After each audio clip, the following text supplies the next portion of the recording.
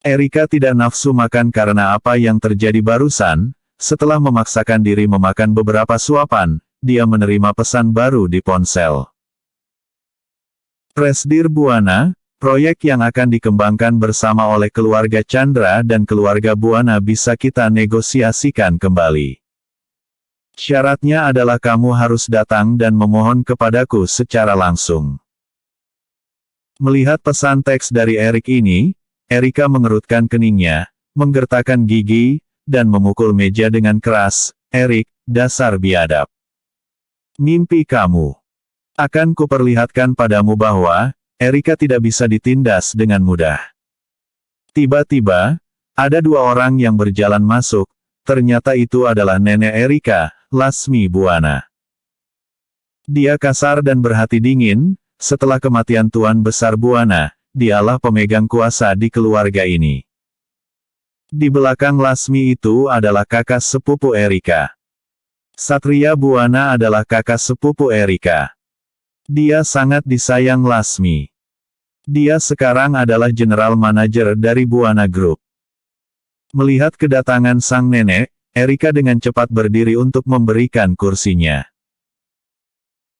Setelah Lasmi duduk, dia menatap Erika, lalu kemudian menatap Alex, dan berkata, 4 hidangan dan 1 sup, pasangan muda yang hidup dengan baik.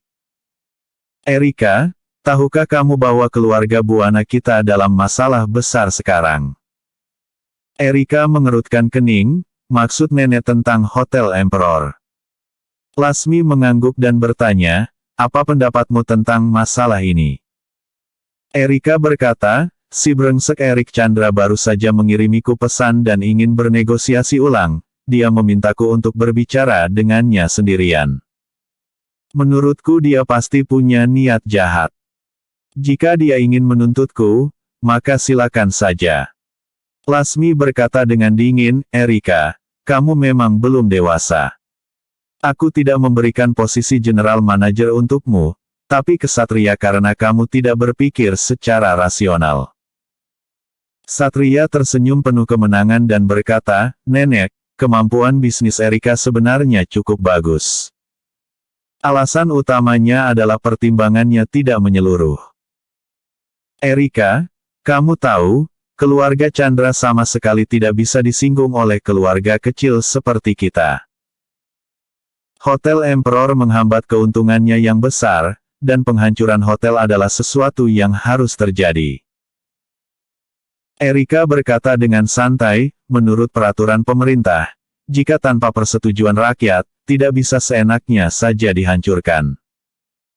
Hotel Emperor adalah milik Erika Buana pribadi, jadi atas dasar apa harus dihancurkan hanya karena perkataannya. Juga, aku ingin bertanya kepadamu, Satria, kualifikasi apa yang kamu miliki mewakiliku untuk menandatangani perjanjian serah terima Hotel Emperor dengan Chandra Group? Satria berkata dengan wajah yang memerah, Erika. Aku melakukan ini untuk semua orang. Hanya dengan mengorbankan Hotel Emperor, keluarga Chandra akan terus bekerja sama dengan kita. Nenek juga setuju dengan masalah ini. Erika sangat emosi, meninggikan suaranya dan berkata, keluarga Chandra membeli Hotel Emperor dengan harga yang begitu murah. Pernahkah kamu memikirkan perasaanku? Bahkan jika untuk keuntungan semua orang, kamu harus mendiskusikannya denganku sebelumnya. Tetapi kamu tidak. Aku tahu, kamu bahkan tidak menganggapku sama sekali. Kamu selalu menindasku selama bertahun-tahun karena kasih kakek nenek kepadamu. Aku ingin tahu seberapa besar manfaat yang telah diberikan keluarga Chandra kepadamu untuk membuatmu menjual hotel dengan harga murah. Apakah itu sungguh demi keluarga?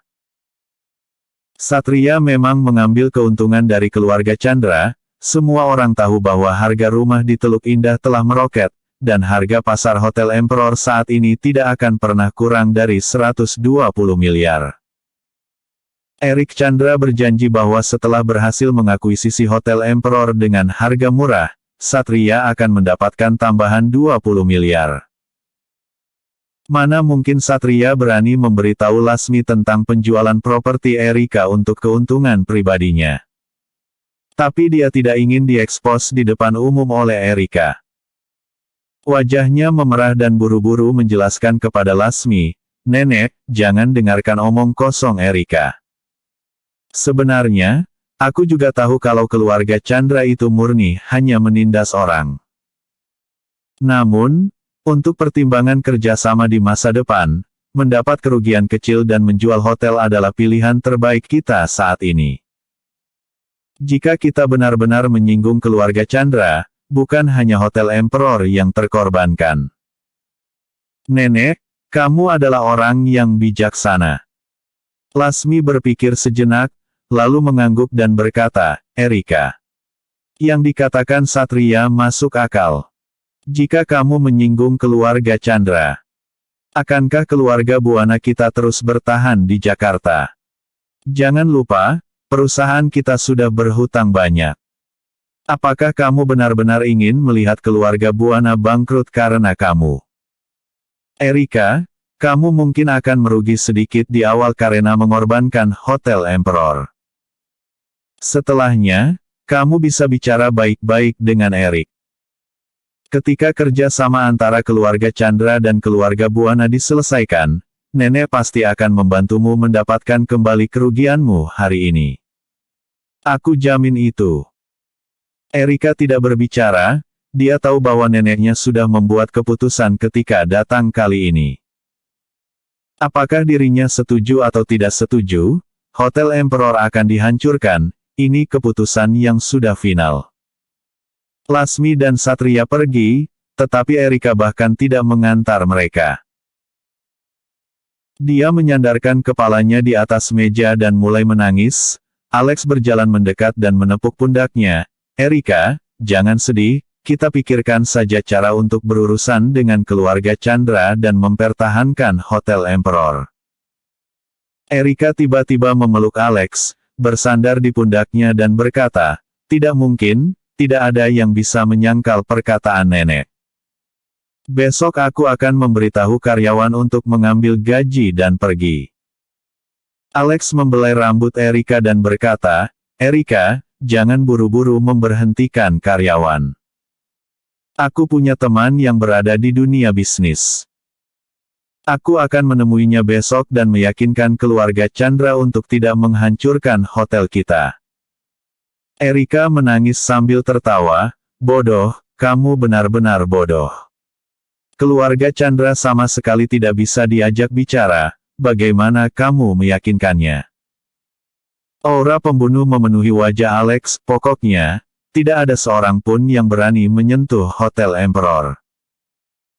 Erika hanya menganggapnya sebagai hiburan dari Alex, lalu berdiri dan menghela nafas berat, kemudian berkata, "Aku lelah. Aku tidak mau makan lagi." Melihat punggung istrinya yang malang itu, hati Alex akan terombang-ambing. Pada saat ini, dia tiba-tiba mengerti satu hal.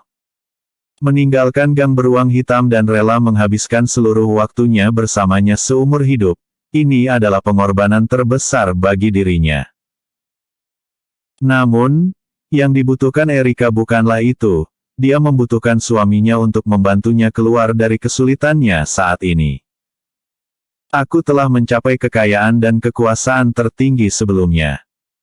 Aku sebenarnya lelah dengan kehidupan seperti itu, tapi selama dia menyukainya, memangnya kenapa jika kembali ke kehidupan yang dulu?" Setelah menghembuskan napas berat, mata Alex terlihat sangat bersinar dari biasanya.